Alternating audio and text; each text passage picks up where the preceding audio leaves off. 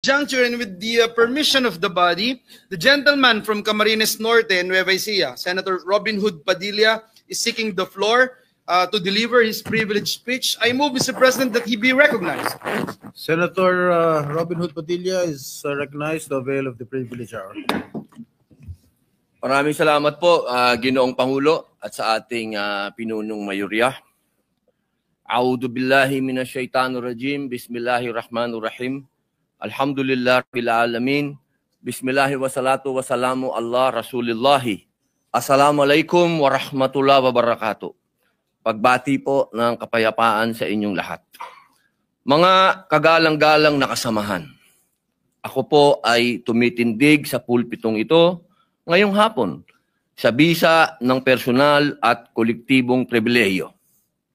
Ang talumpati pong ito ay sumisibol mula sa aking labis na pagkabahala bilang isang ama, bilang isang lingkod bayan, at bilang isang Pilipino na tulad ng ating mga kababayan ay nangangarap mamuhay sa isang payapa at ligtas na lipunan.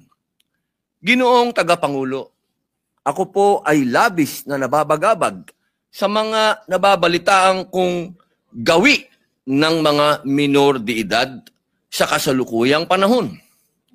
Ang tinutukoy ko po ay ang pagkakasangkot ng mga bata sa mga illegal na gawain mula sa mga itinuturing na petty crimes sa lansangan hanggang sa mga karumal-dumal na krimen o mga heinous crimes.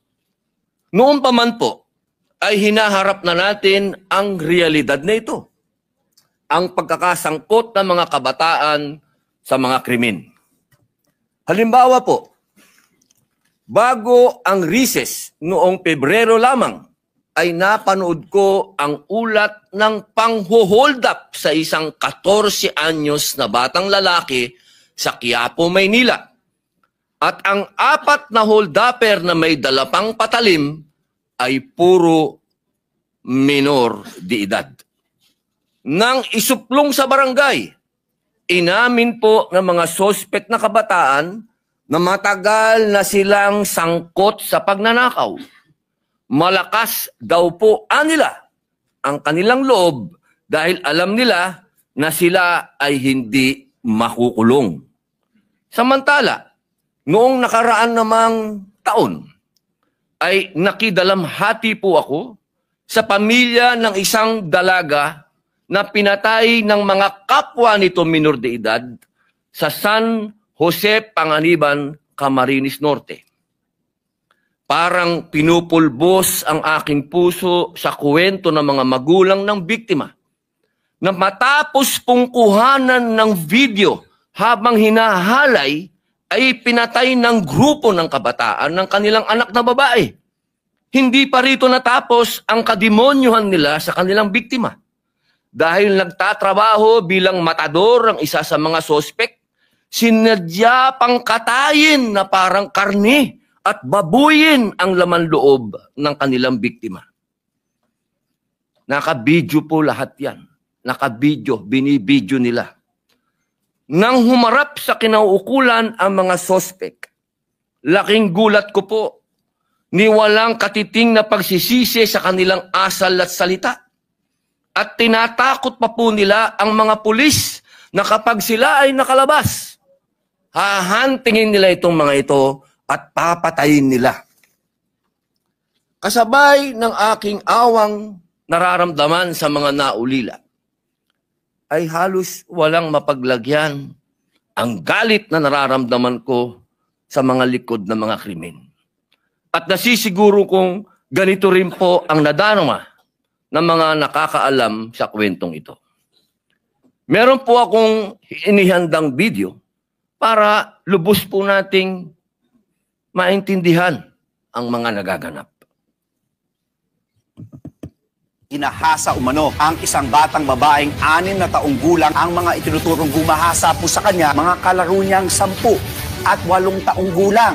Pinagtutulungan naghahasain ang isang 8 anyos na batang babae ng mga minor de edad na lalaki na may edad na 11, 12 at 15 anyos. Isang batang babae na 3 taong gulang lang ang pinatay at umano'y ginahasa. Suspect ang kanya mismong kuya na edad 17. 38 saksak ang tinamo ng biktima matapos looban ng 4 na lalaki.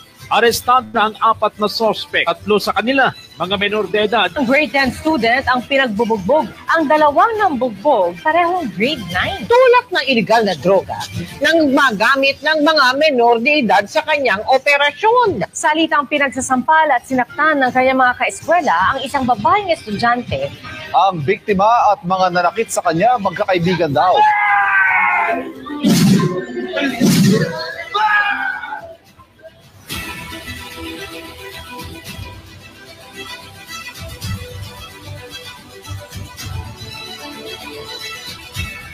Kaya po namin nagagawa magnakaw kasi alam po namin na hindi kami mapaparusahan. Hindi ko naman bata ka naman. Sabi niya sa pulis, di ba kuya, hindi pa man kami makukulong kasi minor de edad pa kami.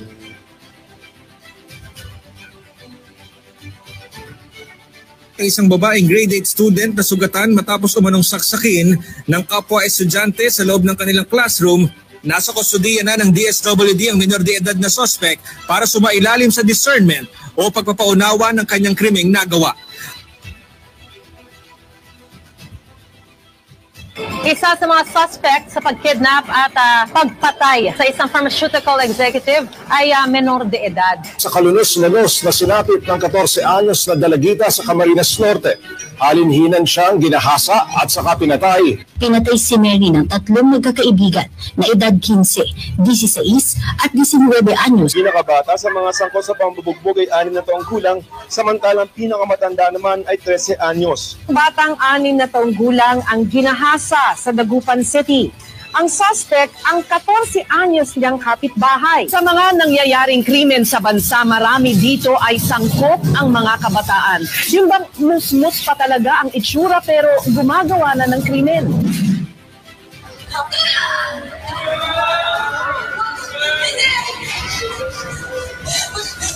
Wala nang masasabi.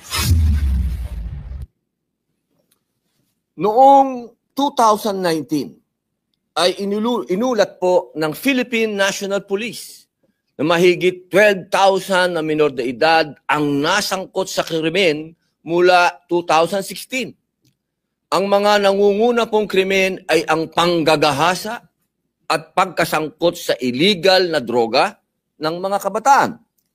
Sa mga nakaraang taon, patuloy ang pagkasangkot ng mga kabataan sa mga illegal na aktibidad. Isang halimbawa na rito ang isang minor de edad ang nakasuhan ng murder sa Caloocan dahil sa pagpatay sa isa pang minor de edad na walang habas na paghampasin ng 2x2 na kahoy ang suspect ng biktima. Ang suspect, pinatay niya yung pinagpapalo sa ulo ng 2x2. Bata po ito, bata. Noong 2021, matatandaan ang labis na pagkabahala ng publiko sa walang awang pagpatay sa magkapatid na si Crisville Louie, 16 years old, at si Crisel Guain, 18.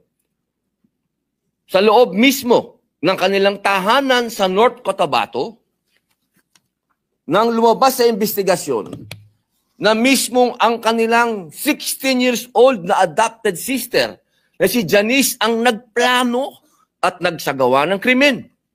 Noong 2022 po, isang minor de edad ang nasangkot sa pagkidnap at pagpatay sa isang pharmaceutical executive. Sa parehong taon din po yun, naganap ang pagkasangkot ng 4 na minor de edad sa pananaksak sa mga nakaalitan ng mga ito na nagresulta sa pagkamatay ng isang biktima. Ditong taon lamang po sa Pampanga, isang 6 years old na batang babae ang ginahasa ng sarili niyang mga kalaro. Mga batang edad na 8 years old, 10 years old ang gulang. Isipin po ninyo, mga murang edad. Pero parang gang rape na po ang ginawa sa isang bata, parehas nilang bata. Kamay kailan lamang po sa Quezon City, isang 13 anyos na batang lalaki ang kinasuhan ng rape with homicide matapos umanong patayin at gahasain ang kanyang 8 taong gulang na kapitbahay na si Kaikai. Ayon sa ulat ng pulisya, bunga ng pagnanais ng salarin na gawin ang isa niyang napanood, kaya naisagawa ang karumal-dumal na krimen.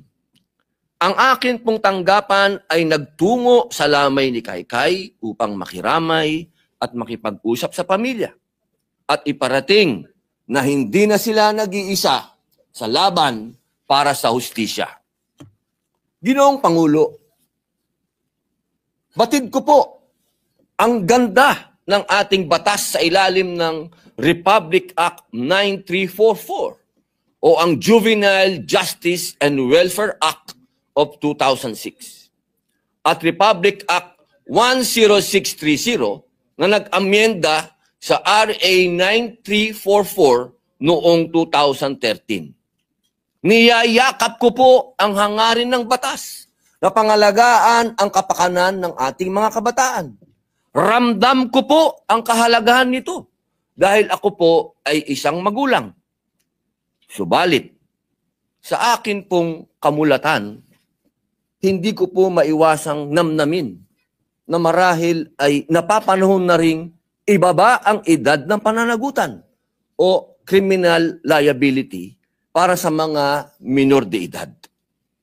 Ako naman po ay kailanman ay hindi nagmamalinis tungkol sa aking mga nakaraan at pinagdaanan.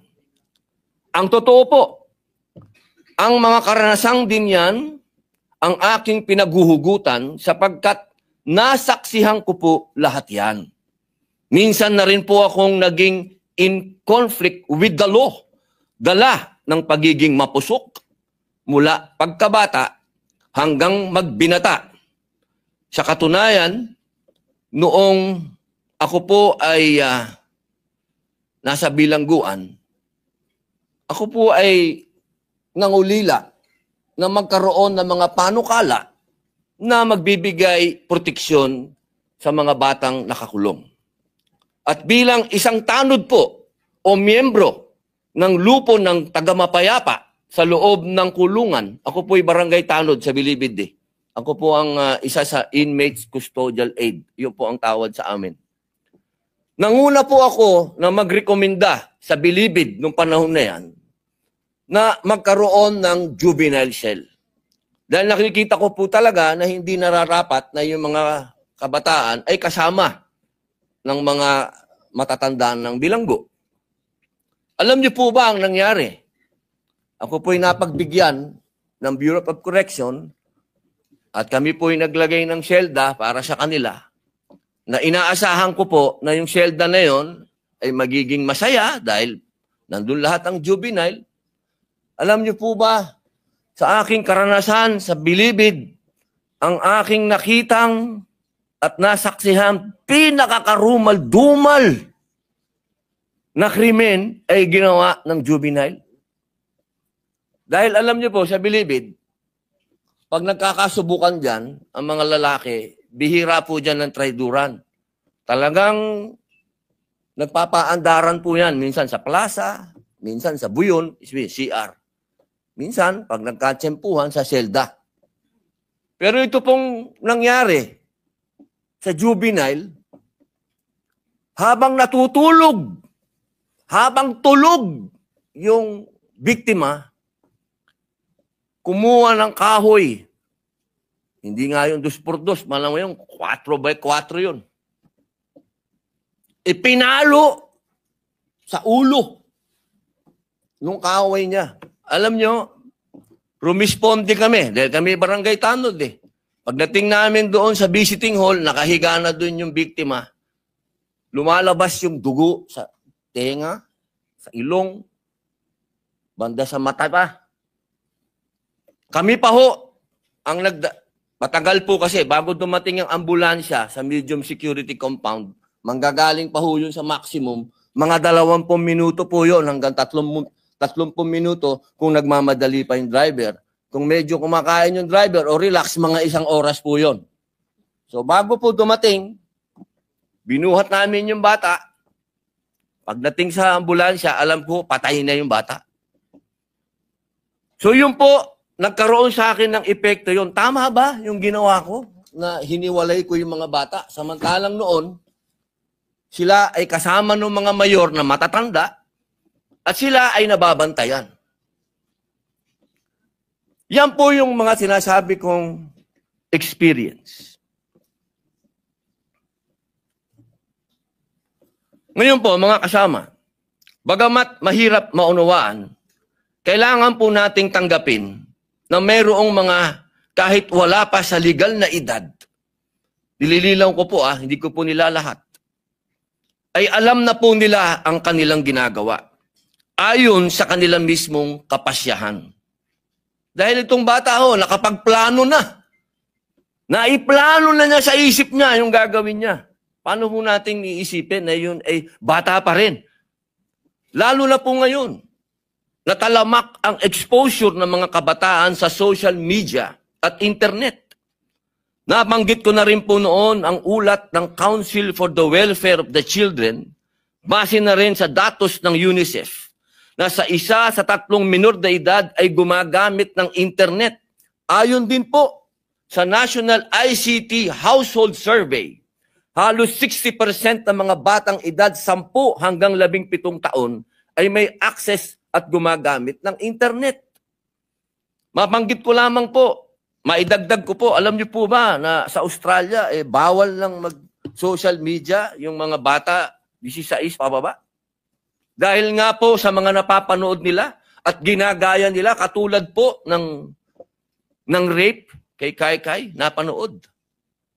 Aminin man po natin o hindi, dala na rin ng pag-usap ng modernong panahon.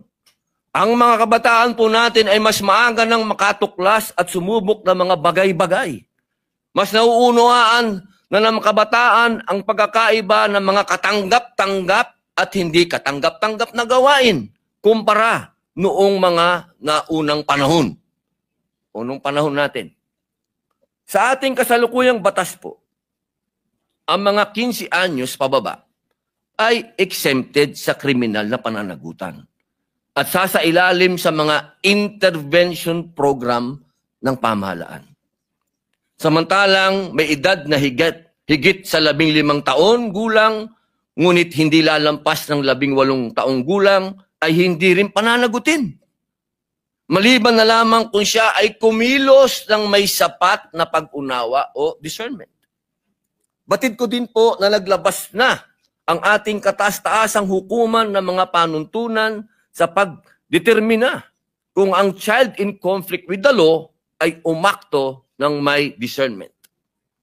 Ayon po sa Supreme Court, ang discernment ay tumutukoy sa kakayahan ng isang bata sa oras ng pagkakasala na maunawaan ang pagkakaiba ng tama at mali. Kasama rin dito ang kakayahan ng minor de edad na malaman ang kahinatnan ng pagkakasala. Nakasaad din po sa Juvenile Justice and Welfare Act ang mga batang may edad higit sa 12 hanggang 15 taong gulang na mapatunayang nagsagawa ng mga seryosong paglabag sa batas ay ituturing lamang na neglected child at ipapasok sa pasilidad ng Intensive Juvenile Intervention and Support Center o tinatawag na Bahay Pag-asa. Ginoong Tagapangulo, saganang akin lamang po naman, baka po napapanahon na upang muli nating bisitahin ang mga umiiral na batas tungkol po sa kriminal na pananagutan ng mga kabataan. Baka po ito ang panahon na upang magkaroon ng mas naaangkop na kahinatnan o consequences ang kanilang mga aksyon sa pamamagitan ng sistema ng hustisya sa ating lipunan. Batid ko po na iba't iba ang magiging reaksyon dito. Subalit sa tingin ko ay kailangan na nating suriin ang pagbababa ng edad ng kriminal sa pananagutan hanggang 10 taong gulang po. Pagdating sa karumal-dumal na krimen. Inuulit ko po, Kasi marami po akong nabasa, marami pong nagsalita, marami pong nagkwento na lahat daw po ay in general, gusto ko daw po makulong ng mga bata. Hindi po. Alam niyo po mga kababayan, kung meron pong isang nakakaintindi patungkol sa criminal mind, wala na po sigurong gagaling pa sa akin dito dahil ex-convict ako eh. Hindi ko po yung pinagyayabang. Pero ito pong sinasabi ko ay karanasan ko. Hindi ko po ito nabasa sa libro, hindi ko po ito natutuhan sa teacher, hindi ko po ito na kausap lang ang isang tao o dalawang tao, tatlong tao. Ako po ay nakulong mismo sa populasyon ng bilangguan. Marami din pong nakulong dyan, pero hindi naman nakulong sa bilangguan talaga, nakasama ka sa populasyon. Ikaw mismo ang nandun. Nakikita mo yung mga tao, 24 hours, 7 days a week, kasama mo ang mga bilanggo.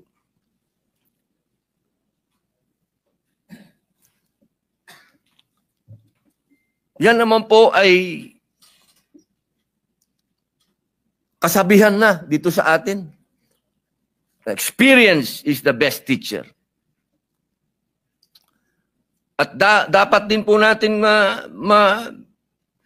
pakinggan yung sinasabi din po ng mga ibang eksperto at maaari pong maging sandigan din ng ating mga pag-aaral ang nagsasabing ang pagtabigong tugunan ang kriminal na pag-uugali sa mga bata ay maaaring magresulta sa mga paulit-ulit na pagkakasala at ang delikado pa ay ang pagnanais na gumawa ng mas matinding mga paglabag sa batas.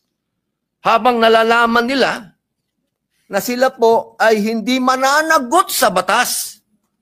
Maaari po nilang isipin na ang kanilang mga aksyon ay walang tunay na kahinatnan. Katulad po ng napanood po natin kanina sa video, ang linaw po nung sinabi ng mga bata na sila naman daw ay hindi mapaparusahan. Ginoong Tagapangulo, kaya naman ang inyong lingkod ay naghain ng panukalang batas. Hindi po para sagasaan ang mga ibang batas o sagasaan ang mga paniniwala ng ibang tao, kundi ito po ang katotohanan, ito po ang realidad. Na naglalayong ibaba sa 10 taong gulang ang edad ng kriminal na pananagutan para sa mga kabataang gumawa ng karumal-dumal na krimen. Inuulit ko po, ang Senate Bill number 372 na naglalayong ibaba 10 taong gulang ang edad ng kriminal na pananagutan para sa mga kabataang gumawa ng karumal-dumal na krimen o heinous crimes tulad ng parricide, murder, rape, kidnapping na may pagpatay o panggagahasa, robbery with homicide o rape, destructive arson, at mga mabibigat na kaso sa ilalim ng batas laban sa droga. Hindi po ito para sa karaniwang paglabag, kung saan ang iiral pa rin ay ang kasalukuyang probisyon ng batas hinggil sa mga magkakasala na edad 15 hanggang 18 years old. Kung ito'y mahirap pag-usapan, mas mahirap pong pakinggan ang iyak ng mga biktima at pamilya na hanggang ngayon ay humihingi ng hustisya. Hindi po natin isinusulong ang paglabag sa karapatan ng kabataan. Hindi po natin gagawin yan. Pero hindi na rin po natin pwedeng ipikit ang ating mga mata sa katotohanang may mga kabataang kayang magplano at magsagawa ng kahindik-hindik na krimen. Ganito, Ginoong Tagapangulo, uulitin ko po, ang aking panukalang pagbaba ng edad ng kriminal na pananagutan ay para lamang po sa mga karumal-dumal na krimen. Alam ko pong marami ang may gustong magtanong, magpahayag ng saloobin, at sa takdang panahon, pagbukas ng mga pagdinig, bukas po ako sa lahat ng tanong at mungkahi. Sa ngayon, patuloy din pong nag-aaral at nangangalap ng datos ang aking tanggapan. Ako din po ay lubos na naniniwala na sa pangunguna ni Senador Alan Peter Cayetano bilang tagapangulo ng Senate Committee on Justice and Human Rights, ang naturang panukalang batas ay masusing matatalakay batay sa mapagkakatiwalaang datos at sa paraang ganap at naaayon sa itinakdang proseso ng legislation. Hayaan ninyong ibalita ko po na marami na pong punong barangay, mga barangay captain, ang lumapit po sa atin, dito sa ating opisina, sa Senado, upang ipahayag ang kanilang suporta. Ayon po sa kanila, nakikita nila ang importansya ng ating panukalang batas. Dahil sila ang nakakakita sa realidad, sa komunidad, bilang mga unang takbuhan ng ating mga kababayan. Katunayan nga po, meron pong inihain na resolusyon sa sangguniang panglunsod ng Quezon City na sumusuporta sa aking panukala. Bilang pagkilala sa pangangailangan na magtaguyod ng balanse sa pagtitiyak na mapanagot ang mga batang nakagawa ng karumal-dumal na krimen nang hindi isinasantabi ang prinsipyo ng rehabilitation, pananagutan ng magulang, at proteksyon sa bata. Napakarami na pong nasabing opinyon at posisyon ukol sa usaping ito. At sa aking panukala, bago pa man masimulan ang proseso ng legislation, ang akin pong pagsamo ay dalhin natin ang isyong ito sa bulwagan ng Senado. Hindi upang tayo po ay mag-away-away, magkagulo, ngunit upang ito po ay marinig. Marinig nawa ng ating mga kinatawan dito ang hinagpis ng mga biktima, ng kanilang mga pamilya at mahal sa buhay. Naway mabuksan ang ating kamalayan sa usaping juvenile justice. Dahil ang batas na naglalayong protektahan ang karapatan ng mga batang nagkasala at kilalanin ang kakayahan nilang magbago, ay dapat ring gumalang sa karapatan ng mga biktima na makakamit ang hustisya. Sa huli po, tayo po ay kinatawan ng lahat ng mamamayang Pilipino. Bilang mga mambabatas, hindi naman po sigurong magiging kalabisan kung bibigyan natin ng pansin at tugon ang nakakabahalang paksa na ito.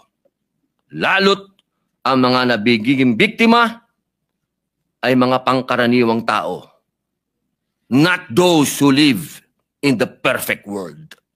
Maraming salamat po, Ginoong Pangulo. Thank you, Senator Padilla. Majority Leader. Mr. President, first to interpolate is Senator Raffy Tulfo. I move that he be recognized. Senator Raffy Tulfo is recognized. Thank you, Mr. President. I would like to commend Senator Padilla for his privileged speech, which primarily seeks to improve our peace and order situation. I understand his intention, Mr. President. By my experience in my program, several minors do get involved in criminal activities, and some are even involved in the commission of heinous crimes. The parents and family members of their victims are often left frustrated due to inability to get justice. If we are going to talk about facts, that is a fact. Meron lang po ako yung kwento many years ago. May pumunta sa akin na isang parent from Leyte, if my memory serves me right. Ang kanyang reklamo, yung kanyang 9 years old na anak na babae, ni-rape ng 13 years old na lalaki. After na ma-rape itong 13 years old na lalaki, yung 9 years old na anak niya, kinasuhan, ay dinala sa korte. At anong ginawa ng korte? Dahil mayroong Juvenile Justice Act tayo, walang nagawa yung fiscal kundi pakawalan. And then, 2 weeks after, nang rape ulit. Again, pinakawalan. Tinawagan kong piskal. Pasensya na. Yun po yung batas. Kailangan pakawalan. Pangatlong beses, nang rape na naman. Na-high blood po ako dun. Nabalitaan ko. At hindi lang po yung unang insidente na nakarating sa akin na kung saan yung mga minor de edad naging recidivist pa ulit-ulit na lang gumagawa ng heinous crime. And meron din akong karanasan sa aking programa din na yung pulis pupuntahan yung bahay ng isang magulang dahil yung kanyang anak ay merong ginawang kasalanan. Ang sabi ng nanay agad, sandali lang, alam ko na yan. Pupunta siya sa kanyang cabinet, kukunin yung birth certificate ng kanyang anak dahil menor de edad. So sasangkalan yung edad para makalusot yung mga bata at makagawa ng krimen.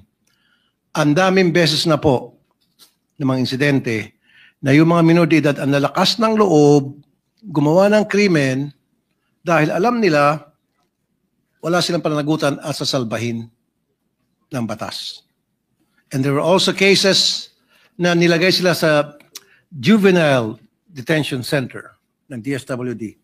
Pero nakakatakas, napapakawalan. Now, meron lang konting katanungan dito kay Senator Robin Padilla, if you will yield to some questions. Isa pong pagpapasalamat ang suporta po ninyo at tanong. Okay. Meron na ho ba kayong ginawang pag-aaral kung tama ba yung 10 years old na ibababa natin yung age of pananagutan para yung isang bata ay makulong sa isang heinous crime? Have you conducted studies or are there or meron na buong pang pag-aaral na ginawa dito? Opo. Ngayon po, nasa oras pa rin po kami ng pagsisiyasat at pagkuha ng mga impormasyon. Ang amin pong binabasihan din po ay yung mga bansa din po na katulad natin na miyembro din po ng United Nations. Alam mo po, may mga batas din po dyan patungkol sa kabataan. Na yung kanila pong mga bansa din, meron din po silang mga batas na ganyan. Katulad po sa Australia, sa UK, at ang iba pong mga bansa din sa ASEAN. Sa ibang bansa nga po sa ASEAN, may 7 years old pa.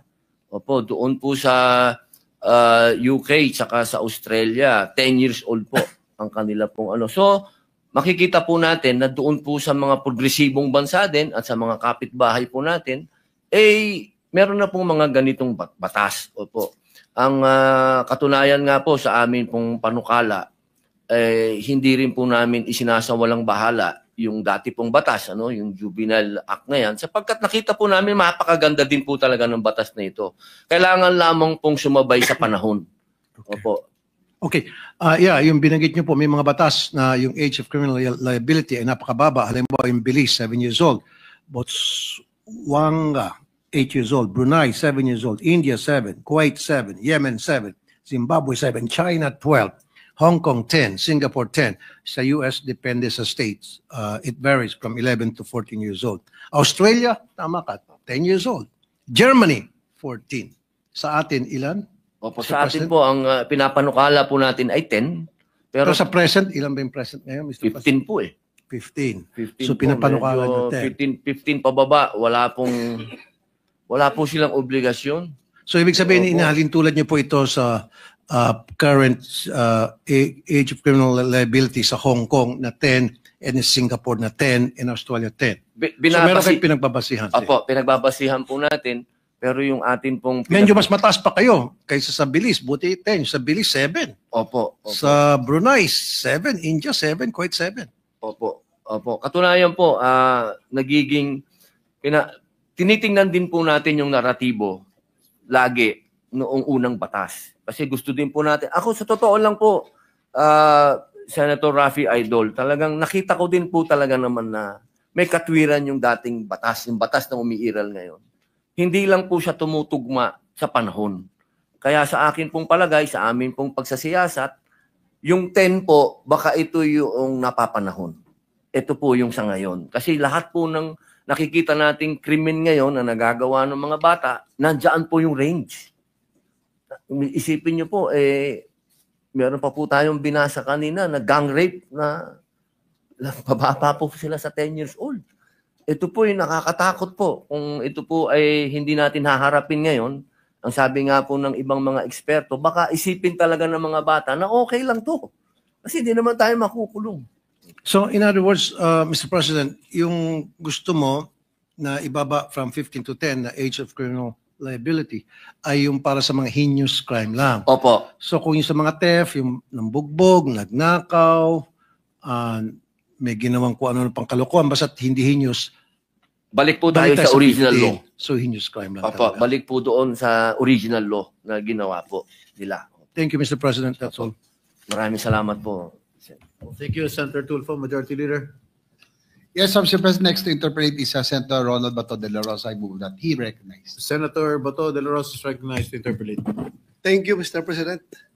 Would the good gentleman from Bicol yield to just some clarificatory questions? Opo, isa pong karangalan na katulad po ni Senator Raffy na matagal din pong nasa public service at narinig niya po niya lahat ang mga hinaing ng taong bayan. Kayo naman po ay dating PNP, talaga pong magmula sa mga lugar na malalayo hanggang sa makarating po dito sa Maynila, ay alam niyo na po ang mga nangyayaring krimen. Isa pong malaking karangalan sa akin ang marinig po kayo. Thank you po, good sponsor, Mr. President. Matanong ko lang kung ano sa tingin niyo kung itong sa current situation, ang mga bata, mga minor de edad, walang kinatakutan na batas. Kaya sila patuloy na gumagawa ng krimen. Kung tayo'y gagawa ng batas na babaguhin natin yung current na batas, i-amendar natin yung current na batas at pababawaan natin yung age of criminal liability, do you think magkakaroon ito ng epekto sa utak ng mga kabataan pagdating sa pag-commit ng krimen? Sila ba'y matatakot na, wala na pala tayong exemption, pwede na pala tayong makulong, kaya hindi na tayo gagawa ng krimen? Ganun kaya ba ang magiging epekto nito sa pag-iisip natin mga kabataan? Malakas po ang aking paniniwala. Unang-una po ang pag nangyari po yan, na maamendahan natin at na-aproban po yan at naging batas. Naniniwala po ako na unang makikinabang dyan ay yung magulang. Kasi yung magulang po, yan yung unang konsentidor eh. Katulad nga po nung sinabi ng ating idol, Senator Raffy, ginagamit pa po. Totoo po yun ha. Pati po doon sa Camarines Norte, nung aarestuhin yung bata, ang unang pinakikita po nung magulang ay yung birth certificate. Totoo po yun. Ginagawang tsapa yung birth certificate. So siguro po, mas malinaw ko pong sasabihin sa inyo na kapag ito po ay naging makatotohanan at nangyari yung amenda, ito po ay hindi lang yung bata. Una na, yung magulang, magkakaroon na po siya ng lesson, magkakaroon na po siyang maging mangunsinte. Pangalawa, yung alam niyo po, hindi ko na po ipagkakaila sa inyo. Nung minsan nagkaroon na rin tayo dito ng pagdinig, sinabi ko naman na alam natin ang underworld. At alam nyo rin po yan, General. Ang unang mga inaalagaan talaga ng mga sindikato, bata. Huwag na po natin yan i-deny. Kasi yan po ay makatotohanan. Kahit po sa bilangguan, ang unang-unang inaantay na dumating dyan, yung inosente at ignorante, yung walang aral, bata, kasi yan ho'y madaling doktrinahan. Isipin nyo, sa kalsada, sa ngayon, kung itong ganong klaseng paniniwala ang ihaharap mo sa mga bata, sige, gawin mo yan, wala ka makukulong. Yung lakas ng loob ng kabataan natin, dadagdagan mo pa ng tsapa? Tsapa yun eh. Hindi ka makukulong. Kaya ang kailangan lamang po natin, may batas na kakatakutan. Hindi lamang po yung bata, unang-una yung magulang, pangalawa yung sindikato. Kasi dapat po nating tingnan lagi yung malaking sakop po nito. At diyan po sa kalsada, tandaan natin, ang vulnerable dyan, bata. At lalo na po, pagdating po dyan, sa usapin ng manonood ka dyan, ng kung ano na napapanood natin sa social media, bata pa rin. Kaya hindi napakahirap tanggapin na pag nakagawa na ng krimen, ang sasabihin sa'yo, bata yan. Pambihira. Saan naman naging bata yung gumawa ng heinous crime? Totoo po yun, Mr. President, good sponsor. I just would like to share with you my personal experience pagdating sa modus operandi ng mga criminal syndicates using bata. Ito po yun. Isa, nung meron kaming, nahuli na puser ng droga, ininterrogate namin kung saan galing yung kanyang supply. Sabi niya, galing daw sa Cotabato. So, paano nakarating sa Davao yung supply na yan? Ganito, sir, ganito. Kunin to sa akin. Yung pala, kahit anong gawin namin checkpoint doon sa border ng Cotabato at ng Davao City, walang mangyayari. Dahil, alam mong ginagawa, meron silang bata na ginagamit. Ang bata, pinapasundo doon sa labas ng boundary, binigay yung cake, ha? Cake. Sa loob ng cake, nandun ang shabu, tinago. So, pag bata dadaan sa checkpoint, ano yan? Sir, cake ito, sir. Padala ng deliver doon sa my birthday. So, yun ang ginawa na bata ang ginagamit na courier ng drugs. Now, isa pa, yung akyat bahay gang. Yung akyat bahay gang, hindi ito basta-basta makaakyat sa mga bintana, mga masisikip na lugar. So, ang ginagamit nila bata.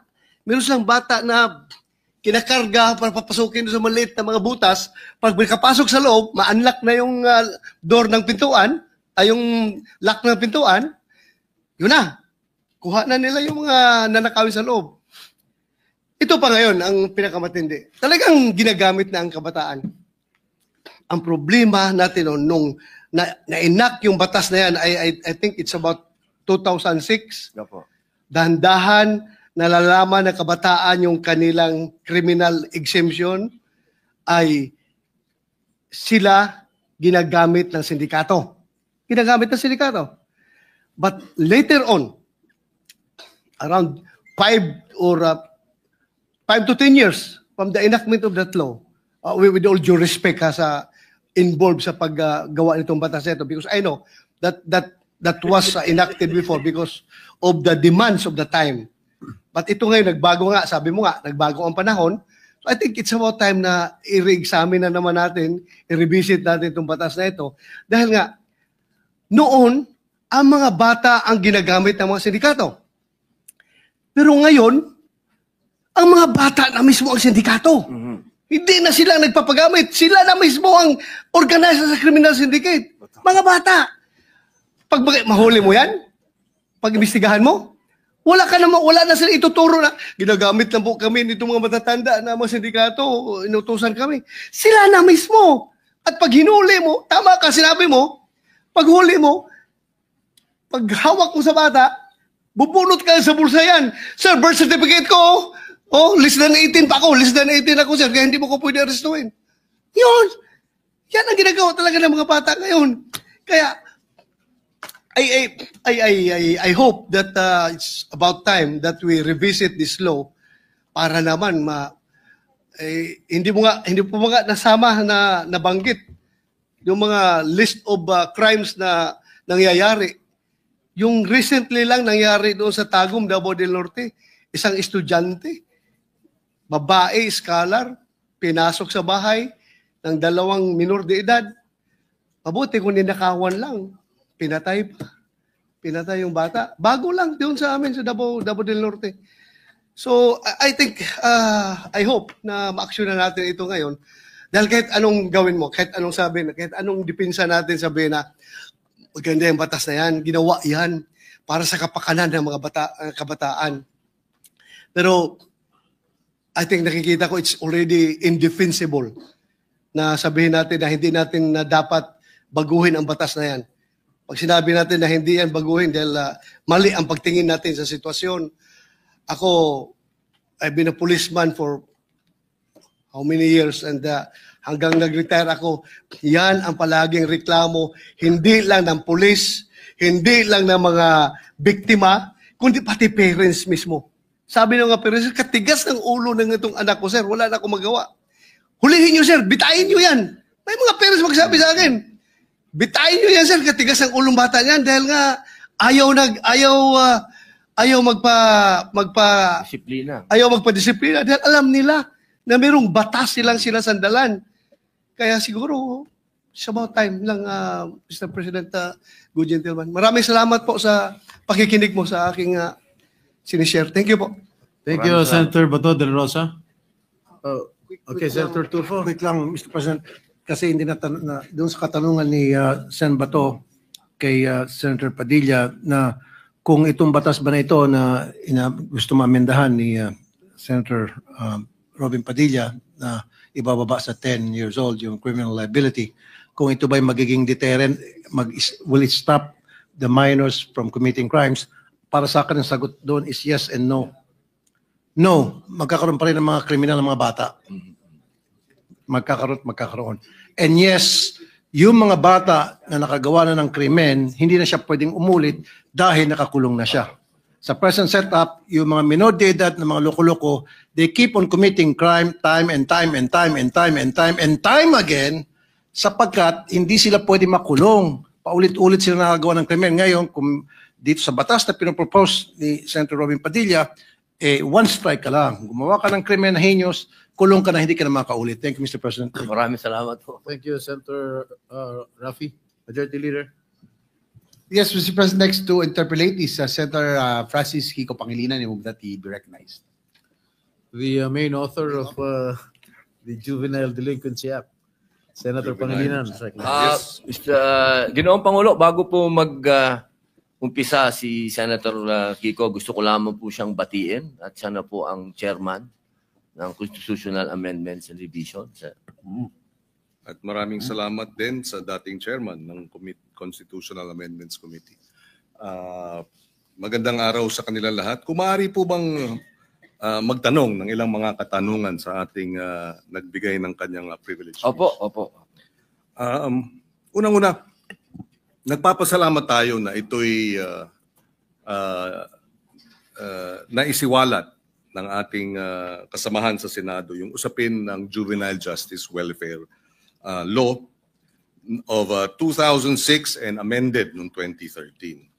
Una sa lahat, tayo ay nakikiisa sa kanya sa usapin ng pangangailangan ng hustisya, lalo na sa mga naging biktima ng mga krimen o kaya mga kilos ng mga kabataang nasasangkot o minor de edad na nasasangkot sa criminal activities. Tama lang na dapat ang mga nagkasala ay nananagot. At marahil ay maraming kinakailangan ding liwanagin o linawin sa usapin nung ano nga ba ang tunay na mga probisyon o tunay na mga posibleng mga pag-implementa ng batas at ikumpara ito dun sa mga hindi tama o kaya disinformation. Unang-una sa lahat, hindi po tama at hindi ito naaayon sa batas na walang pananagutan ang kabataan na nagkakasala. Number 1. Number 2, hindi rin tama na ang nagkasala sa batas na menor de edad ay dapat pakawalan.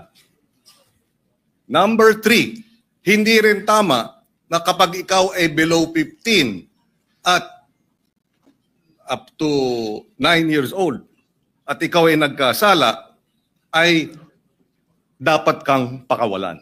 Maliwanag, noong 2006 na ipasa yung batas, nakita ang ilang mga naging problema sa implementasyon ng batas.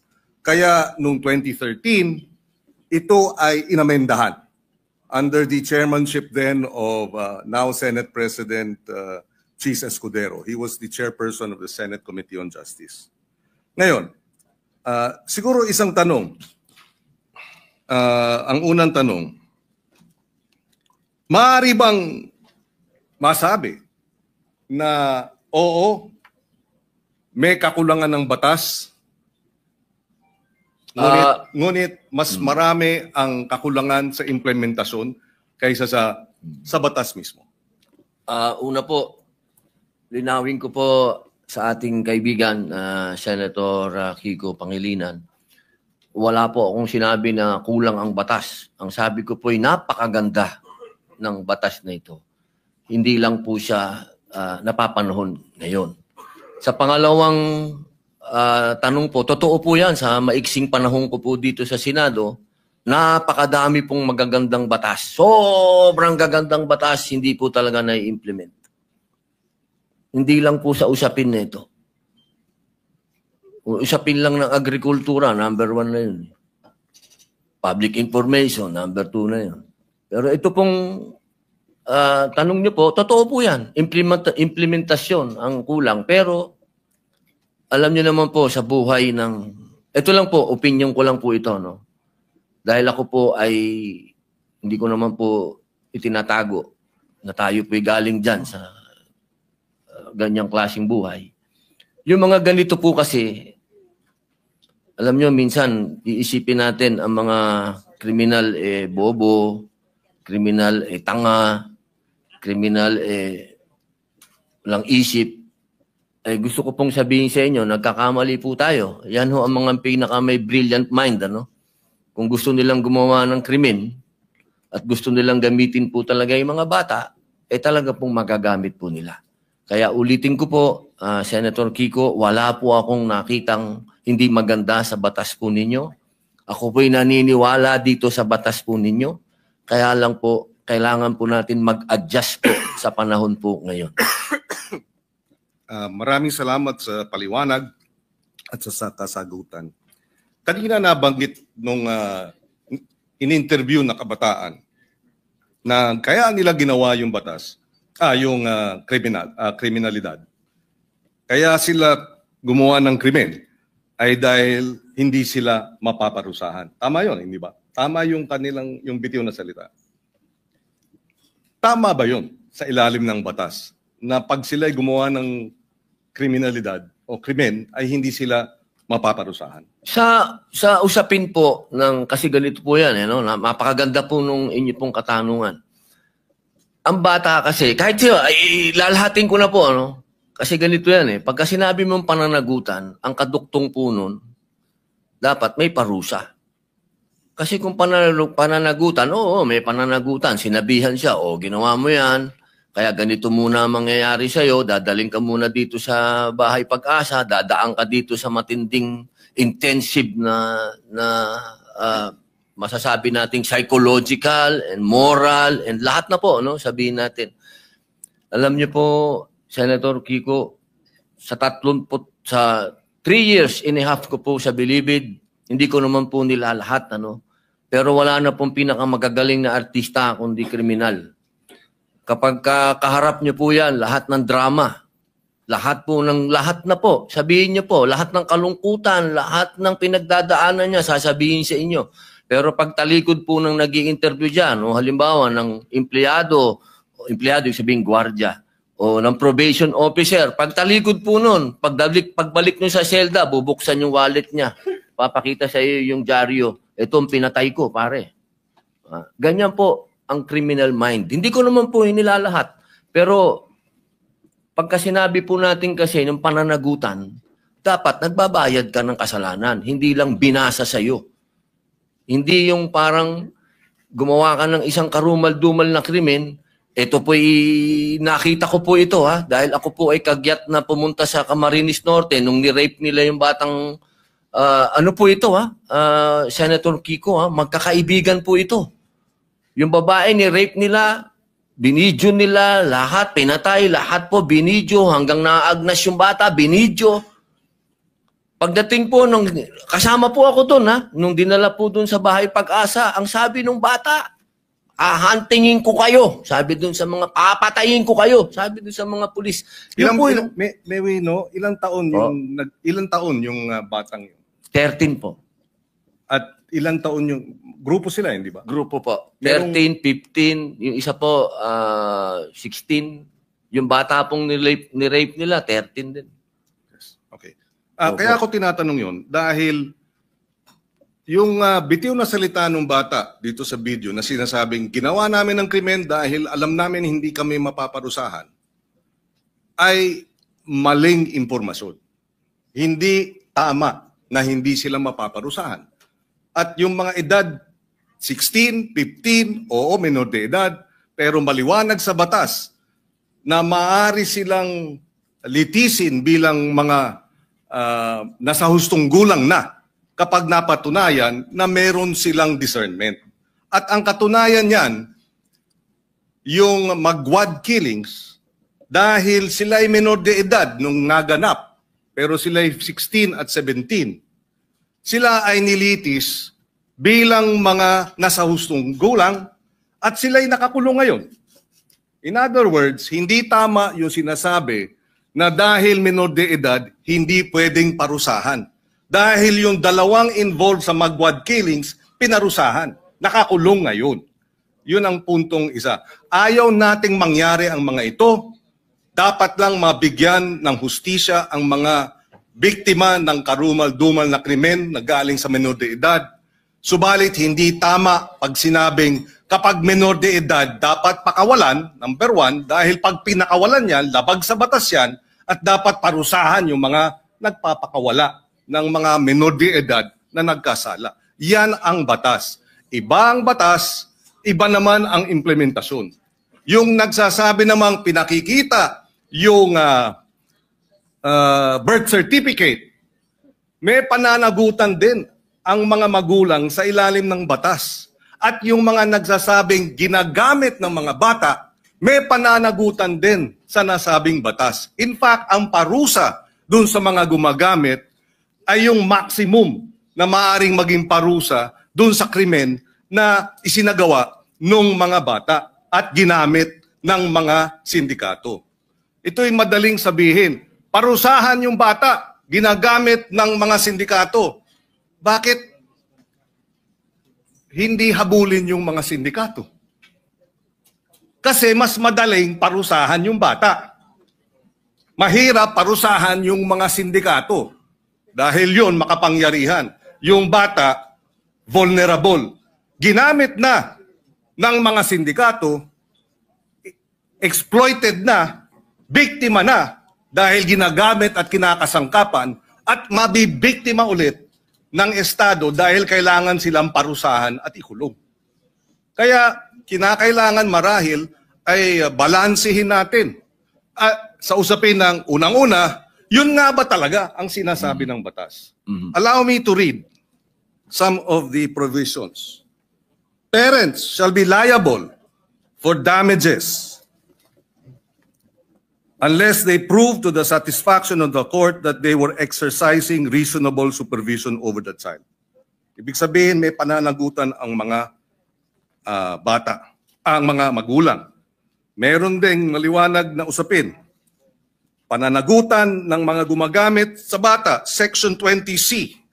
Any person who in the commission of a crime makes use, takes advantage of, or profits from the use of children, including any person who abuses his authority over the child, shall be, or instigate the commission of the crime, shall be imposed the penalty prescribed by law for the crime committed in its maximum period.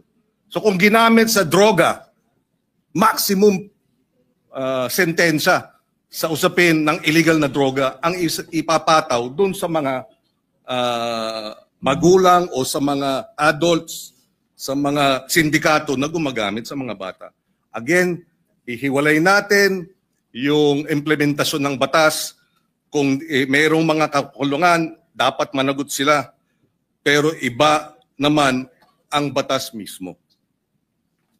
Opo, katulad po ng sinabi ko kanina, wala po akong nakitang hindi maganda po sa batas po na ginawa po ninyo. Sa umpisa pa lang po ng aking talumpati, ay yan na po kagad. Sinabi ko po ay napakaganda. Yun lamang po sa usapin. Doon lamang po sa edad. At yun po talaga ang aming intensyon na bumaba po ito.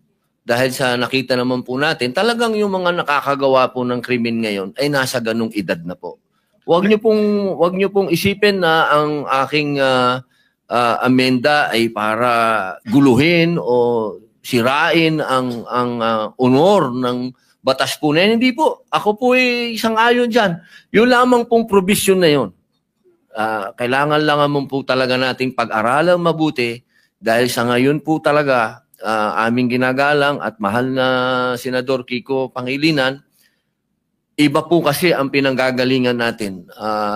Kayo po ay magaling na abogado. Kayo po ay nasa, medyo ironic lang kasi kayo ang nasa posisyon ng akusado, ako naman ang nasa posisyon ng biktima. Pero iisa lang po yung ating mithiin, proteksyon na ng mga bata. Bata. Opo. Pero yung mga nakagawa po ng mga heinous crime, hindi ko po talaga matatanggap na tatawagin nating mga bata itong mga ito. Tama po yan. At kaya nga nakalagay din sa batas, kung sila ay kumilos at magkaroon ng discernment at kumilos na parang mga tulad ng mga nasa hustong gulang na, from 18 to 15, dapat litisin bilang mga nasa hustong gulang na. At yung 15 and below naman, pagka serious offenses, pwede silang mandatory confinement for a period not less than 1 year. Ibig sabihin, sila ay involuntarily confined for a period of not less than 1 year. So hindi tama pag nagkasala ng rape, ng homicide, ang mga minor de edad na ang edad ay 15 and below, sinasabi ng batas, mandatory confinement of not less than 1 year. Pwedeng maging 2 years, pwedeng maging 3 years, depende sa magiging pasya ng hukom. Pero hindi tama na sabihin, pagka 15, 14, 13, 12, nag-rape, dapat pakawalan. Labag sa batas yun. Ngayon, nais ko rin ipaliwanag at ilagay sa records po natin, narito si Senator Sherwin Gatchalian. Nung siya ay mayor, full implementation ng Juvenile Justice Welfare Law ang kanyang inimplementa. At naalala ko na 70%, if I remember right, nung mga nabigyan ng pangalawang pagkakataon dahil nagkasala na diversion program ay nanumbalik sa normal na buhay at nagkaroon na ng maayos na pamumuhay. In other words, nais din natin malaman pagdating sa committee hearing, dito sa batas na ito, ilan ang mga nakinabang at nagkaroon ng pangalawang pagkakataon at nagbago ng buhay. Dahil yun naman ang kabila nung sinasabing benepisyo at kahalagahan ng batas na ito. Dahil kung wala ang batas na ito, lahat ng mga nagkasala, diretso sa kulungan, kahit 9 years old, at isasama sa mga hardened criminals. Pero dahil sa batas na ito, hindi na hinahalo sa hardened criminals, sila ay inilagay sa isang diversion program.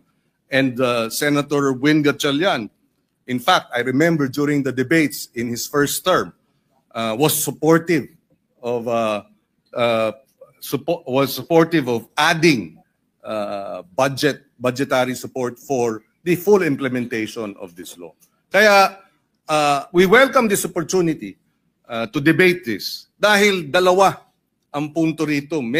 Merong mga biktima na dapat talagang tugunan at bigyan ng suporta dahil sila ay biktima ng mga nagkasalang minor de edad. In fact, on record, may pananagutan ang DSWD sa mga pamilya ng biktima. Nakalagay yan sa batas na kinakailangan bigyan ng assistance, counseling ng DSWD ang pamilya, kamag-anakan ng mga naging biktima ng karumal-dumal na krimen at iba pang mga kriminalidad na kilos ng mga minor de edad. And therefore, we welcome this opportunity na magkaroon talaga ng diskusyon, makita ang maganda sa batas, makita ang kakulangan sa implementasyon, at tingnan din natin itong usapin ng lowering of the age. Ako, ang punto ko, palagay ko, masyadong mababa ang 10 years old. Although even if you're 10 years old, again, uulitin ko, at ikaw ay nag-commit ng rape, minimum 1 year mandatory confinement. Pwedeng ma-extend dahil yan naman ang sinasabi ng batas. Ako po ay naliligayahan sapagkat kayo po ay bukas sa debate at pagdiskusyonan. Yan naman po yung lagi naman natin dito yan sa Senado. Tayo'y open sa kahit anong amendment, sa kahit anong gusto nyo pong gawin. Ang kailangan lang po natin talaga, katulad po nung sinabi ng aking talumpati kanina, kailangan po itong marinig, kailangan itong pag-usapan, kailangan ang mga biktima ay marinig din sa komite. Kung ito po ay pag-uusapan na sa komite ni Senator Alan Peter Cayetano, mas maganda din po na marinig din sila. Alam nyo, mahal na kaibigan, Senador Kiko Pangilinan, yung pagkakataon na ang kabataan po natin sa ngayon, kapag sila ay nakita nila kasi na tayo easy-easy lang, at alam naman natin na kayo po mismo ang nagsabi, may problema sa implementasyon at napanood pa nila ngayon yan, nako. Lalo na naman lalakas po ang mga loob ng mga sindikatong bata.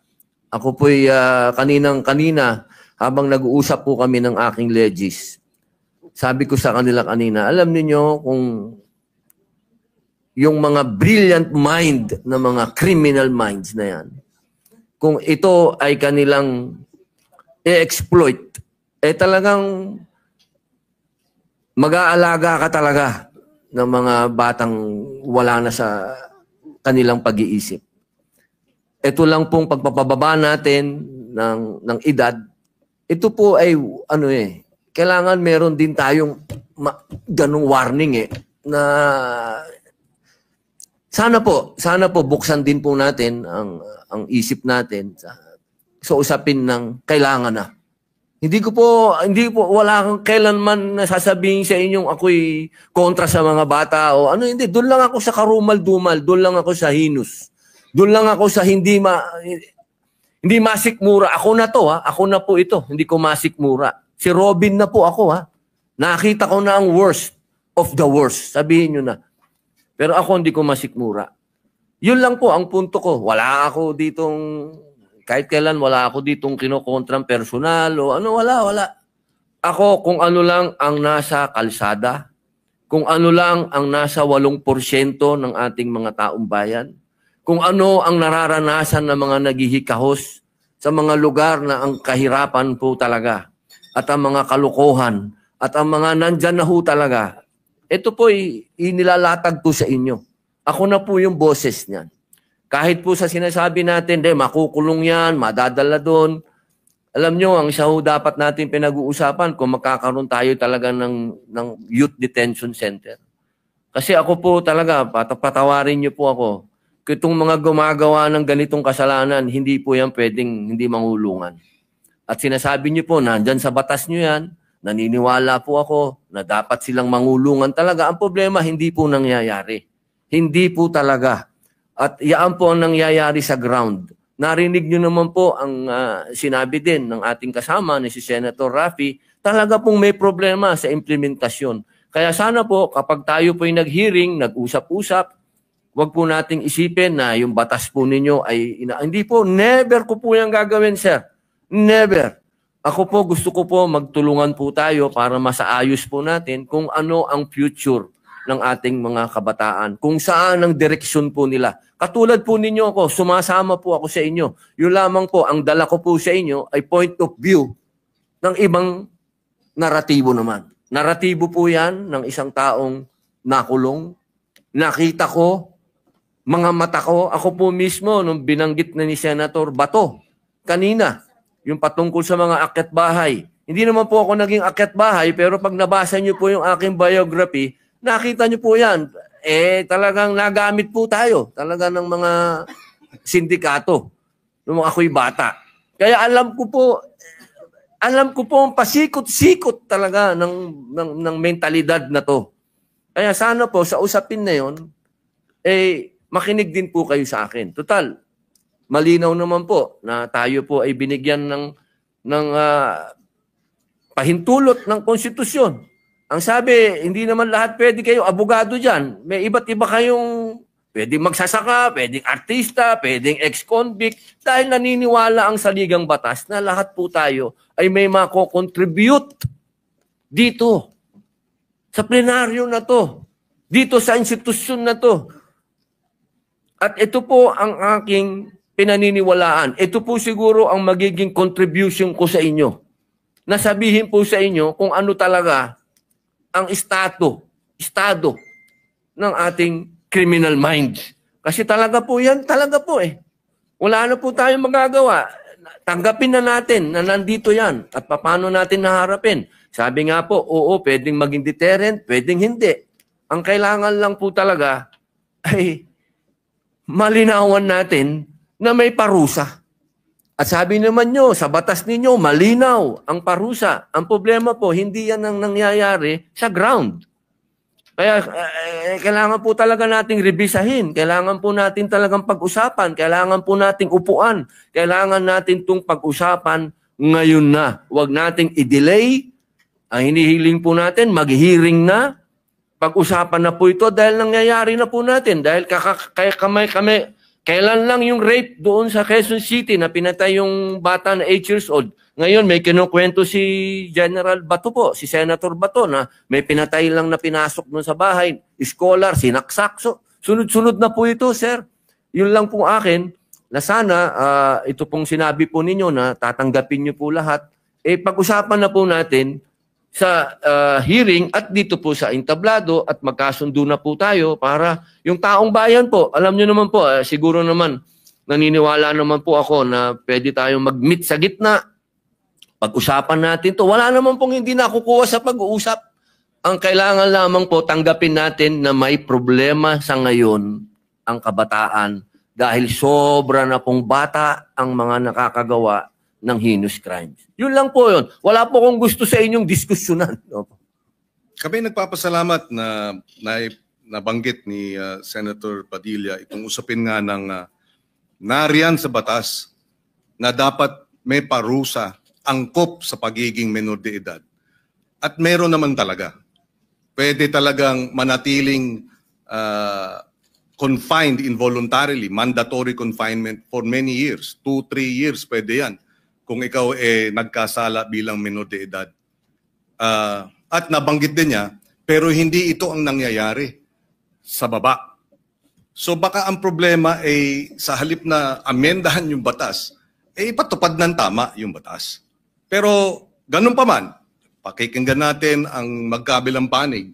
Ako'y naniniwala na ang kakulangan talaga is the implementation of the law rather than amending the law. Dahil pagka na-implementa ng tama, within 24 hours ng report, dapat ang batang involved sa serious offenses ay idadala na para sa mandatory confinement. Mabilis ang hinihiling ng batas na kilos ng gobyerno. Pag hindi ginawa yan, hindi yan problema ng batas, problema ng implementasyon. Kaya tayo ay bukas makinig, tayo ay bukas dun sa mga minumungkahi, pero ang ating paniwala, ang ating obserbasyon ay mukhang may kakulangan hindi sa batas kung hindi sa implementasyon niya ito. Dahil uulitin ko, yung mga 12 to 15 na nag-serious offenses, hindi dapat pinapakawala yan at mayroong parusang angkop sa edad nila at maaari silang manatiling naka-confine involuntarily. Ibig sabihin, wala silang karapatang lumabas. Their liberties are limited by at least 1 year and it can be even more. And finally, siguro kailangan lang ipaliwanag, hindi po tayo kumbaga, ang sinabi kasi ng ating butihing senador, na siya ay para doon sa mga biktima at ako naman ay para doon sa mga akusado. Hindi po. In fact, yung amendment natin sa batas na ito ay dapat bigyan ng assistance, suporta, counseling ng DSWD ang pamilya at kamag-anakan ng mga biktima. Mandato yan. At pag nagkulang ang DSWD dyan, sila'y mananagot. Hindi tayo panig sa mga kriminal, hindi tayo panig o sa mga children in conflict with the law o yung mga inaakusahan. Hindi rin tayo panig basta-basta sa mga biktima. Panig tayo sa interes ng pagpapatupad ng tama ng batas. Dahil alam ko, pag tama ang pag-implementa sa batas, lahat makikinabang. Dahil nariyan naman ang mga probisyon para dun sa mga naging biktima at para dun sa mga children in conflict with the law. Maraming salamat po. Opo, ako po'y natutuwa at nanggaling po sa ating mahal na senador na open po siya sa pagdiskusyonan to. At kanina lang po, nabanggit niyo po kanina, parang open na kayo mag-amenda tapos binawin niyo. Doon lang po ako naguluhan. Pero sana po, pag-usapan na lang po natin. Maraming salamat po sa inyo. Thank you, Senator Pangilinan. Mr. President, next to interpolate is Senator Rodante Marcoleta. I move that he be recognized. Senator Marcoleta is recognized. Thank you, Mr. President. Senator Robin, okay pa ba? Opo. Parang isa pong katuwaan sa akin ng kayo po ay magtanong. Opo. Iniisip ko kasi baka masakit na yung paa mo. Hindi po. Iniintindi ko rin yun. Baka kasi bata ka pa eh. Nag-i-enjoy po ako. Salamat po, Mr. President. Mr. President, Your Honor, alam po ba ninyo na yung batas na tinatawag nating RA 10630, ito po yung nag-anmyenda sa RA 9344 na kung saan ay yung pong criminal o minimum criminal responsibility po ay inilagay sa 15 years old. Alam din po ba ninyo na ang naging basihan kung bakit ito po ay nailagay nga sa 15 years old, ito po ay hinugot sa mga magkakaibang pamantayan mismo ng United Nations. Sila hindi nagkakaintindihan. Halimbawa po, yung UN Standard Minimum Rules for Administration of Justice o yung Beijing Rules, yun po walang specific age yun. Yun namang UN Guidelines for the Prevention of Juvenile Delinquents, yung Riyadh Guidelines, hindi pare-pareho. Sa mga tweet yun pong 15 ay wala naman talagang basihan eh. Pwedeng 8, pwedeng 9, pwedeng 10. Ang pinag-uusapan po kasi rito in the final analysis, Mr. President, ay yung kapasidad ng isang bata na gumawa ng isang karumal-dumal na krimen. Kung kaya niya, kung meron siyang kapasidad na maintindihan niya ang pagkakaiba ng mali at saka yung tama. Yun ang ating pamantayan. Sa mga tweet, kung yung bata, kahit na 7 taon lang, ngunit kahit papaano mo pagbali-balig ta rin ang mapangyayari, alam niya ang consequence. Alam niya na darating siya sa ganito eh. Yung consequence ng kanyang magagawang krimen sa kanyang kapwa at sa lipunan, alam na alam niya. Kahit sa murang gulang pa lang. Pati yung ginamit niyang pamamaraan kung paano niya isasakatuparan yung krimen, isinasangkot din yun eh. Yung lawak nung consequence na kanyang nagawa, isinasang-alang-alang yun eh. Doon sa discretion na pinauunawa sa atin ng Korte Suprema sa pamagitan ng paggagawad niya ng guidelines. At ang pinakamahirap po, Mr. President, Your Honor, alam po ba ninyo, ang magpapatunay na yung bata na gumawa ng karumal-dumal na krimen, o yung tinatawag nating heinous crime, ang burden of proof yung Estado. Ikaw ang magpapatunay na mayroon siyang discretion. Kapag nagkamali ka ng paglalatag mo ng ebidensya, absuelto yung bata. So nakapataw pa po, Mr. President, sa pananagutan ng Estado, kung ikaw ang prosecution, ikaw ang dapat sana patunayan ng bata, wala pa po akong discretion eh. Ang totoo niyan, hindi ko po kayang timbangin. Hindi ko po talaga alam na ganito po palang mangyayari. So sasabihin ng korte ngayon, walang discretion ito. Ligtas na naman siya. Ngayon, tutulong po yung social worker.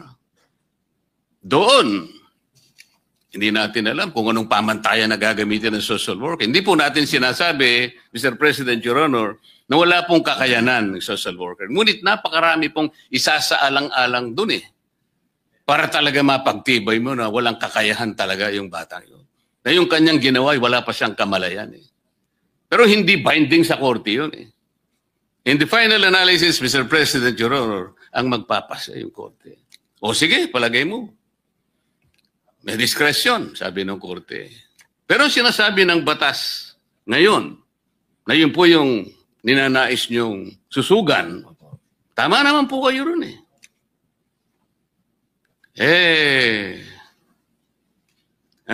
ang sinasabi po niya kasi ron kailangan makilala natin kung anong mga consequences. Napakahirap nun At pagkatapos, sige, napagtibay na. Hindi po ako naniniwala yung batas sa ngayon ay sapat para dun sa consequence na nagawa ng bata. Napatunayan na may discretion O sinabi ng batas, sige, mandatorily you will be confined at the bahay pag-asa. So, tinandun Pero yung pong bahay pag-asa, rehabilitative po yan Hindi po yung punitive na kagaya po ng mga preso na binabanggit nyo kanina na kung saan naawa kayo sa mga batang gumawa no kaya pinaghiwalay po ninyo sila Nandun po ba yung pasilidad na talagang yung bata na nakagawa ng kasalanan Kompleto po ba yung pasilidad? Nandun po ba yung mga psychologists? Nandun po ba yung mga guidance counselor? Nandun po ba yung mga disciplinarian? O yung mga iba't iba pang sektor ng lipunan na merong interest para ma-rehabilitate yung bata na yun. Talaga bang nandun lahat yun? Sapagkat kung wala, yung bata, hindi rin may tutuwid yun. Kagaya nga po na sinasabi kanina, Senator Tulfo, pabalik-balik yun Recidivist na yun Pero, baka 7 years old. Kamukha po ng example nyo kanina, 8 taon lang nakagawa 10 taon lang nakagawa. Ano pong ibig nating sabihin dito?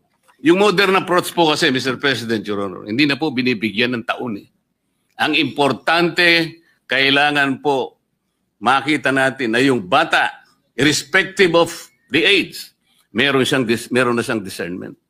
Yun po yung batayan. Kailangan lang mapagtibay natin na yung bata sa maraming elemento, mapapagtibay natin. Meron siyang discernment. Ginawa niya, alam niya yung consequence, pati paraan ng paggamit niya at pa yung kahihinatnan niya at ang epekto sa lipunan, alam niya. Kahit 7 years old, dapat managot siya. Mr. President, kayo po ba'y naniniwala na dapat ganun ang approach natin, Mr. President, Your Honor? Opo. Yan po talaga ang buong-buo po nating paniwala. Katulad po ng nabanggit ko kanina sa amin pong patron. Alam niyo po, lagi ko pong sinasabi, bakit nawala na sa atin ang youth detention? Dati po kasi may Boys Town po tayo, kung naaalala niyo po, nung araw. Hindi ko alam bakit nawala yan. Advance na tayo noon nandun na tayo Kasi kung sasabihin niyo po sa akin na sapat ba para sa mga nakagawa ng heinous crime, yung dadalhin sa bahay pag-asa, doon po lang ako talaga nasaktan.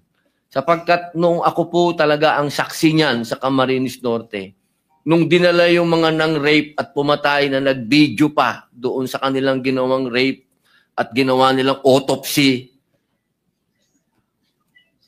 hindi po talaga ako makapaniwala. Iyan lang ang gagawin nyo?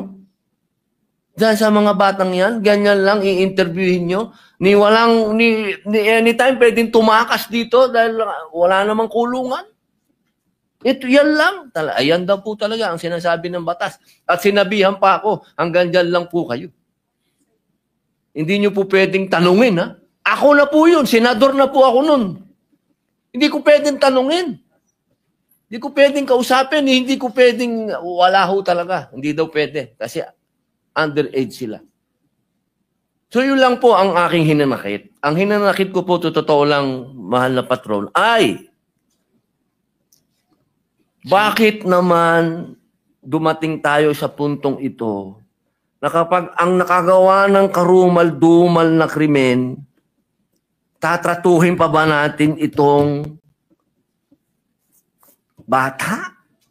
Ibig sabihin, hindi man tayo makaisip po ba ng paraan na tayo'y gumawa man lang ng youth detention center na maramdaman man lang nung bata na siya po ay nangulungan, hindi na kasama kaming matatanda. Kasi ako po mismo, naniwala no na hindi dapat kasama ang matanda. Yun nga lang, nung iniwan namin, nagpaluan, may patay. Ang sinasabi ko lang po, hindi pa rin mainam na itong mga batang to kasama pa rin ng mga matatandang bilanggo. Sana ang pag-usapan na natin ngayon, meron na tayong youth detention center na nandun po nakapaloob na yung sinasabi po nung na yung umiiral na batas na naando doon yung loob, yung rehabilitation. Dahil kung tatanungin din niyo po ako, nung ako po'y nangulungan, ako din po ang nagdala ng unang-unang therapeutic center sa loob ng Bilibid. Ibang usapin naman po yan dahil sa drugs naman po yan. Nabigyan pa po tayo ng award ng DDB dyan dahil tayo pong naggawa ng rehabilitation dyan sa loob at inabot po yan ni General Binarao. Ang ibig ko lang pong sabihin, naniniwala tayo sa rehabilitation. Pero bago tayo makarating sa rehabilitation, magbayad ka muna ng kasalanan mo. Hindi naman po pwedeng hindi ka magbayad ng kasalanan. Yun lamang po. Alam ko po, Mr. President, ang gusto po ninyong bigyan ng diin ay makilala sana ng bata sapagkat nakagawa nga siya noon at meron nga siyang discernment kung gawin niya yon, ay sa sarili niya mapanagutan niya yon. Opo. Baka sakaling kahit na sa murang edad niya, Mr. President, Your Honor, ay makapagsimula siyang maalala niya na ganun pala. Ganito pala ang magiging epekto para sa akin kung uulitin ko pa ang bagay na ito. Kasi ang nangyayari po sa ilalim ng batas, Mr. President, kaya mandatory po, dadalhin siya sa bahay Pag-asa. At pagkatapos ng isang taon po, mandatory rin gagawa po ng ulat yung social worker at doon ay pagtitibayin niya na maaaring okay na po ito. Ayos na po ito. Pwede na siyang ma-reintegrate sa ating lipunan. Doon lang po ba tayo nakabate doon sa report niya? Gaano po katotoo yung report niya? Kaya po tinatanong ko kanina, Mr. President, kompleto po ba yung process? Nung siya'y makarating doon sa unang araw hanggang sa 100 o ika 1 year niya doon ay talagang lutong-luto siya na lahat ng kanyang pinagdaanan ay contributory sa pagiging isang mabuting tao na niya. Makapagsimula siya, makabalik sa mainstream ng ating lipunan. Hindi pa po yun ang inyong tinutukoy, Opo Mr. President? Opo yun po yung alam niyo po kasi dapat bata pa lang alam na niya yung accountability. Kung ano yung ginawa niya, dapat alam niya na.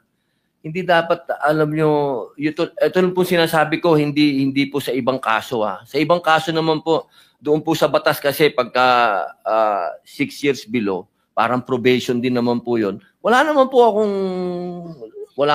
akong kontra doon. Doon lang sa heinous crimes. Ulitin ko po. Doon lang talaga. Yung karumal-dumal. Opo. Isipin nyo, kwentuhan lang ang puhunan mo pala. Pag ako'y pumatay ng tao, ng rape, na bata, ang mangyayari sa'yo, ang puhunan mo lang pagdating mo sa bahay Pag-asa, kwentuhan lang. Wala kang gagawin, kundi makikipagkwentuhan ka lang doon sa lahat ng mga ibibigay sa'yo ng gobyerno, sa mga programa doon, pero hindi ka nagbabayad ng kasalanan mo. Importante po sa lahat, yung magbayad ka ng kasalanan mo. Sa murang edad, maintindihan mo na kailangan mong magbayad ng kasalanan pag may utang ka. Yun lang naman ang kailangan na hindi mo pwedeng lagpasan yun. Kailangan magbayad ka. Ginawa mo yan eh. Pwede po bang malaman, Mr. President, nung kayo po ay unang nakalabag o nakagawa ng labag sa batas, anong taon po ba kayo? 10 taon po. Napakaswerte po ng intervention na ginawa ng ating bansa sa inyo sapagkat sa kabila ng maaga po ninyong pagkakalabag ng ating mga batas. Ngayon po ay kausap ko na kayo bilang isang senador ng ating bansa. Opo. Hindi ba tama na kagaya po ng inyong inaasam, lahat po ng ganun siguro kamurang edad ng mga kababayan natin o mas murang edad pa sa inyo ay kung tinapatan ng mga intervention ng mga reform at rehabilitation para sa isang bata, di sana lahat ng batang yun ay baka sakaling susunod sa yapak ninyo, Ginoong Senador. Tama po ba yun?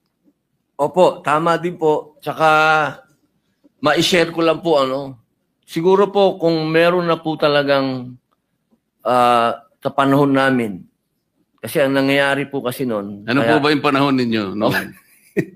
Talaga pong maloko po tayo, patron. Talagang... Panahon na rin po ni Senador Tulfo yung panahon ninyo. Ay, magkaedad lang naman po. Tulfo. Pero talaga pong... Meron naman po akong biography. Pag nabasa po nila yon, makikita po nila talagang na-involve po tayo sa murang edad. Kaya lang po, nakikita ko po yung sarili ko kasi dito. Kung nung murang edad, ako po yung nadisiplina na, baka hindi na po ako nakulong. Ang nangyari lang po kasi, dahil nung araw, dahil ako po yung anak ng gobernador, siyempre po, pag nakagawa ka ng kasalanan, para ka na rin may batas na, anak ni gobernador yan, wag nyo nang pakialaman. Ganun po ang nangyayari. Kaya habang ikaw ay nakalulusot, hanggang sa naging bata ka ng presidente nung araw, si Robin Padilla, bata yan ni Fidel Ramos, wag niyong galawin. Hanggang naayang ka pa uli, dire-diretso ka pa, hanggang isang araw, tinamaan ka talaga ng ayan na ang sintensya mo. Babayaran mo na yung kasalanan mo. Doon lamang po ako nagkaroon ng pagkakaintindi. Kasi galing ka sa pinakamataas, ikaw ang superstar, tapos ginawa kang lowest mammal, bilanggo ka, kung tawagin ka ng gwardya, ka rito. Marirealize mo, boss. Marirealize mo, patron, na teka, kailangan kong magbago. Kasi pag hindi ako nagbago, ayaw kong tumagal dito sa kulungan. Yun lang naman po kasi yung tamang paraan ng rehabilitasyon. Kasi kung babalikan ko po nung araw na nakalulusot ako, boss, maniwala po kayo sa akin, hanggang nakalulusot yan, patindi ng patindi. So, Mr. President, para hindi siya talaga makalusot, naiintindihan ko po ang mga anmiyenda na gusto po ninyong mangyari. Palakasin po natin yung sa discernment. Opo. Na kinakailangang malinaw na yung batang gagawa ng paglabag, lalong-lalo na yung mga karumal-dumal na mga krimen, ay magkaroon man lang po ng talagang listahan na kapag ito ang lahat ng mga bagay na ito ay present habang ginagawa mo o nagawa mo ang paglabag na ito, siguradong meron kang discernment. Opo. At hindi ka makaliligtas sa batas kahit ang gulang mo pa ay 8, maaaring 9 o 10. So, inconsequential po rito, Mr. President, kung gaano ka kamurang edad. Opo. Ang importanteng lilitaw ay meron kang discernment, lalong-lalo na napasangkapan ka sa mga sindikato. Ibig sabihin, nakauunawa ka Nalaman mo na pwede ka makipagsabuatan. At dito makikita rin, ano bang katungkulan ng magulang? Doon po papasok ang discretion. Maraming salamat po, Mr. President. Maraming salamat po. Thank you, Senator Marcoleta.